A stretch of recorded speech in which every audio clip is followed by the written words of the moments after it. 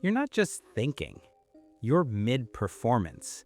Maybe you're in the shower, water running, and you've just won an argument that never happened. Or you're lying in bed, staring at the ceiling, and suddenly you're explaining yourself perfectly in a conversation that hasn't occurred yet. Or you're driving halfway to work and you've delivered the most articulate, devastating response to something your manager said 3 weeks ago. Perfect timing. Everyone in the imaginary room is quietly impressed. And then a car horn pulls you back. You realized you've been doing 47 in the outside lane with the expression of someone accepting a Lifetime Achievement Award. If any part of that made you want to look around nervously, awesome. Because there's something that happens inside a specific type of mind, and it's hardly talked about accurately. This isn't the everyone daydreams sometimes thing. That's not what this is. This is something that starts to feel less like a habit and more like a place you actually live, a second environment, a room you visit so often it begins to feel familiar, comfortable, safer than it probably should. So what's actually happening?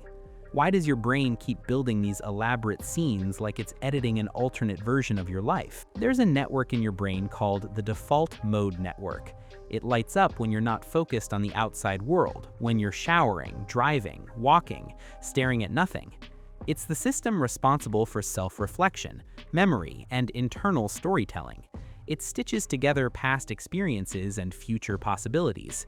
Basically, it runs simulations. Everyone has it. But here's where it gets interesting.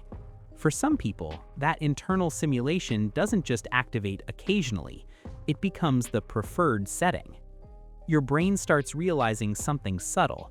The internal world feels smoother, safer, more controllable. In real life, conversations interrupt you.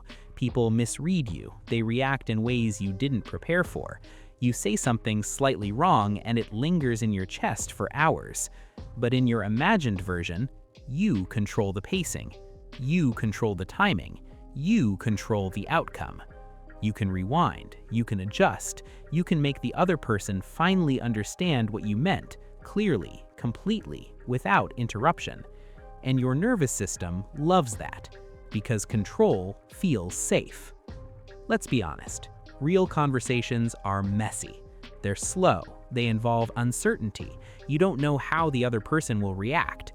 And if you've ever felt misunderstood, dismissed, embarrassed, or caught off guard, your brain remembers that discomfort. It doesn't like unfinished emotional loops. So it fixes them.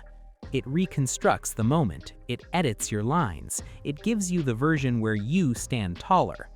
That's not insanity, that's your mind trying to restore emotional equilibrium.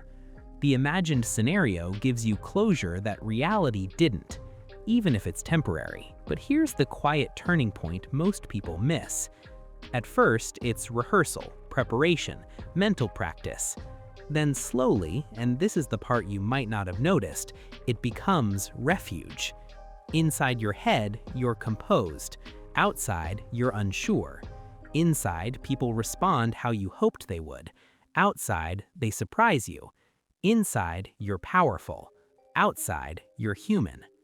And if your internal world consistently feels more satisfying than the external one, your brain starts choosing it more often. Not because you're detached from reality, but because reality is unpredictable.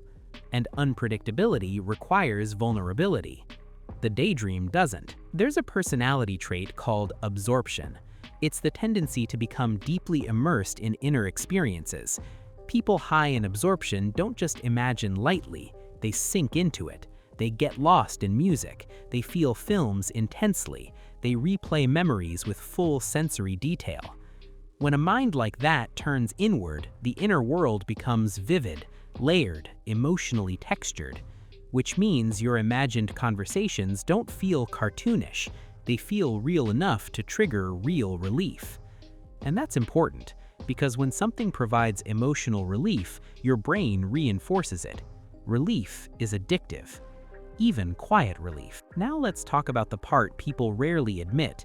You come out of one of these internal scenarios and realize time passed, more than you thought.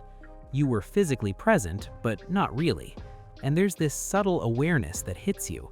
a kind of internal pause. The world kept moving. You stepped out of it for a bit. That awareness doesn't always feel dramatic. Sometimes it just feels slightly heavy, like you've drifted. And here's the strange part. Even when you notice it, part of you still wants to go back, because the internal version feels cleaner, more satisfying, more complete. That's when the pattern deepens. Relief, withdrawal, relief again. And it compounds quietly. Here's something you might not expect.